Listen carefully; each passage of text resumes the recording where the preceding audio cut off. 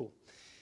So my name is Cameron. I'm here to talk to you today about QZee. Now, I'm a recent computer science graduate at Swansea University, so you've got a bit of familiarity there.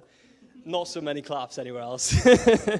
So I mean, the idea behind QZee really originated in the Eat Out to Help Out scheme. I think me and a few of my friends had tried to get a booking. We realized there was no availability for the next couple of weeks. So, we decided to actually go into town and just, hedge our bets and see what we could find. And what we did find actually was a load of empty tables, which surprised us because, they were all booked up. When we tried to get into these places, we were told, well, they're actually booked and we can't actually give those tables away. As to which, they showed up, who knows? But that led us to some research then. So as many as 1 in 4 bookings can actually result in a no-show or a last-minute cancellation, especially on busy days.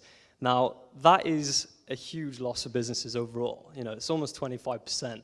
And actually, that works out to about £17.6 billion lost each year in the UK alone. And that's just down to no-shows in the hospitality industry.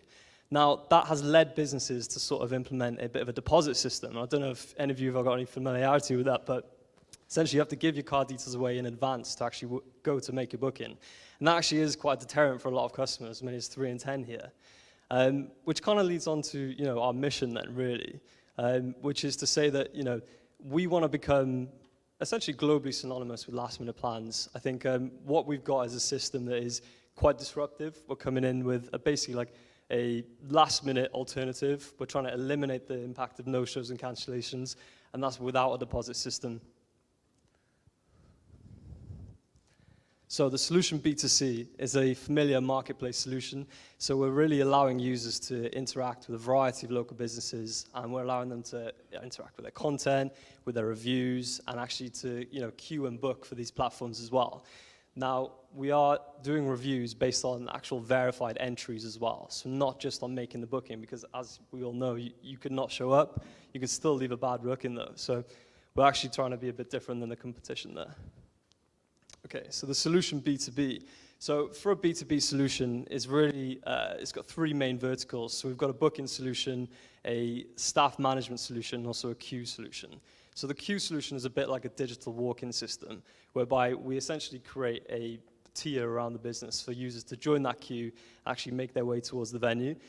From elimination of no-shows and sort of like cancellations, it's quite advanced. We use a lot of tracking software to basically track your journey from entering the queue through 3 tiers with different methods of verification to actually enter in that business. Now, the queue and the booking system essentially become one smarter entity. They move into one, and we feed one into the other. And if a booking is late, we'll know in advance. We also send out a host of scaled reminders then to actually keep people essentially making their way to the business and actually getting there on time.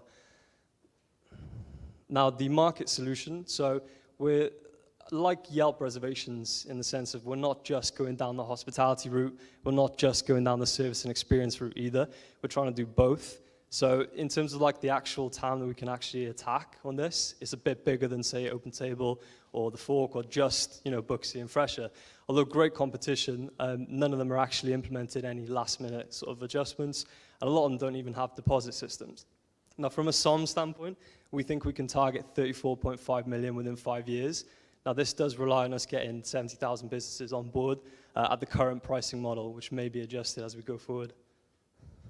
Now, revenue model in year 1. So the basic model is a feature-based subscription plan. So there's a basic package, a core package, and an advanced package. There's also a bespoke package for more custom-made solutions. So the core package is where we can bring the most value to businesses. So that's having the queue and booking essentially working together with the rest of the system. Now, from a pricing point, we're actually lower than most of the competition here by doing a £40 per month fee and also no additional charges then. So the team, I've run out of time, but I'll go over it quickly. There's a load of us. There's 2 computer science degrees. There's a whole host of board advisors as well, and we have our own in-house development team. Now, the ask and the timeline. So current traction, we've signed 21 businesses up. We've also raised 75,000. None of that is in SEIS. We've signed up 310 users to pre-release.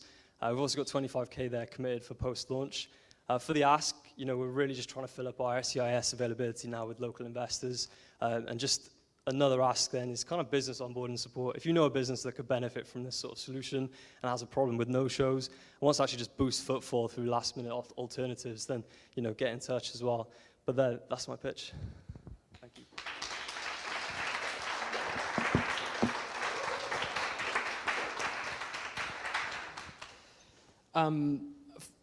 Excellent pitch. You answered all my questions actually that I Figure had out for the you. I couldn't figure out the buzzer though.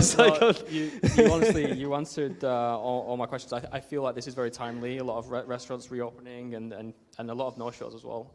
I have been a no-show myself. A lot of people in this room have also been a no-show. It costs the food industry probably billions a year, like you mentioned. But yeah, congratulations. It's really cool. Let's chat some more. Yeah, thank you. Yeah, great presentation. Just a quick question about, so I love the idea of the queue and being able to see where you are in that queue. That's a bit of technology that I would personally love to see. What happens when someone isn't successful? So they're in that queue, they're trying to get that table, the person then annoyingly does turn up, so there isn't a spare table for you to go on to.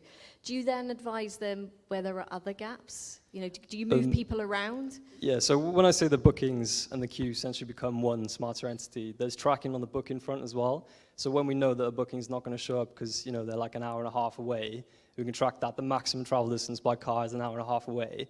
The booking's in an hour and a half. Then we'll start to reorganize it and move queue positions into sort of like taking up those positions. And also from a queue perspective, it's not just ticket-based by meaning one in, one out. There's a lot of, in each tier, there's a different level of verification, allowing us to sort of map a larger area, but also having like really reliable members up in like the immediate vicinity. So it's quite complex, but I can go into it if you want. No, I just think that's great. And obviously, I saw that you had something about not being focused on just one industry. This is theatre tickets, this is concerts, this is, I was sat here thinking this is even workspaces. So yeah, great presentation. Thank you. Cool, thank you.